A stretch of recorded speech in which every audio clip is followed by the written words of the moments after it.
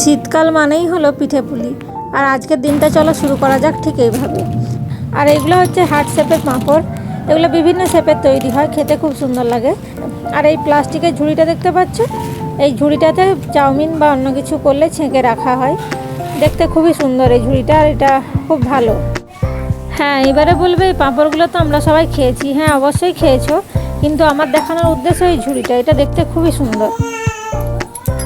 এরপরে বাইরের দিকটাতে এসেছি, দেখো কত কাঠ কেটে রাখা হয়েছে। এগুলো শীতের সময় কেটে রাখা হয়, বর্ষাকালে কাজে লাগে সেই জন্য। আর এটা একটা ছোট্ট কলা গাছ, মানে এক মানুষ মতো লম্বা, আর একটা ছোট্ট কাঁদি পড়েছে। বড় কাঁদি হয় কিন্তু এখানে জল দেওয়া হয় না বলে ছোট একটা কাঁদি পড়েছে। আর এইখানে কমলাগুলো দেখো, এগুলো এই যে এই কমলাগুলো আমরা ছাড়িয়ে খাই, নুন লঙ্কা মাখিয়ে রোদে দিয়ে খাই। আর এই যে আমাদের ক্রিস শুয়ে আছে, এখানে ওকে 2.5 মাসের ইঞ্জেকশন দিয়েছে, তো যার জন্য ও পা নাড়াতে পারছে না, চুপচাপ শুয়ে আছে। এরপর আমি বাইরে আসলাম, এটা হচ্ছে আমাদের গ্রাম, এটা হচ্ছে আমাদের পুরো গ্রাম, গ্রামের রাস্তা। আর এদিকে আমাদের গাছে এখানে দুটো কলার কাঁদি পড়েছে আরও। তো এই যে গ্রামটা দেখিয়ে দিলাম। এখন বিকেল হয়ে এসছে আর আমরা যাচ্ছি একটা জায়গাতে। এটা খুব বড় একটা এরিয়া, মানে মাঠ, একদিকে গেলে আরেকদিকে কাউকে দেখতে পাওয়া যাবে না, এতটাই বড়। আর এই মাঠের পরেই রয়েছে শাল জঙ্গল। আমরা ওই জঙ্গলের দিকে যাচ্ছি, কী জন্য যাচ্ছি দেখতে থাকো, তাহলে পুরোটা বুঝতে পারবে।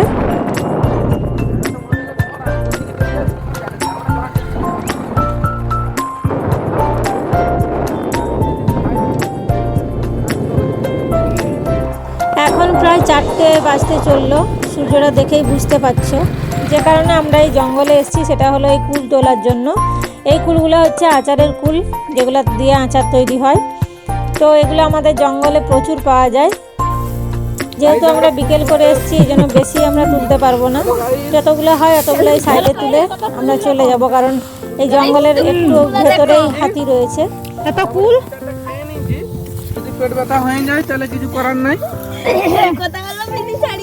জেঠিমা কি করছো?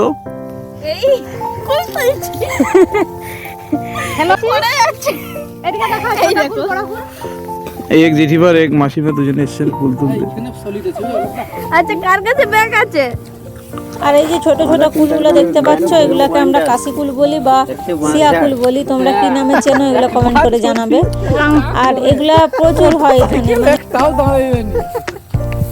এইখানে হাতিটা থাকে এই বাঁশঝাড়ের গোড়া। আমরা এই কুলগুলোকে লাঠি দিয়ে ঝেড়ে নিই, তারপর গাছটাকে তুলে আর নিচে কুড়োই, কারণ এত কাঁটার ভেতরে হাত দিয়ে তোলা যায় না ভালোভাবে। তো যেহেতু হাতি রয়েছে আমাদের এখানে, সেই জন্য আমরা এখান থেকে চলে যাচ্ছি। সন্ধ্যা হয়ে আসছে প্রায়, তাই আর বেশিক্ষণ থাকা যাবে না। চলো তাহলে আবার দেখা হচ্ছে নতুন কোনো একটা ভিডিওতে।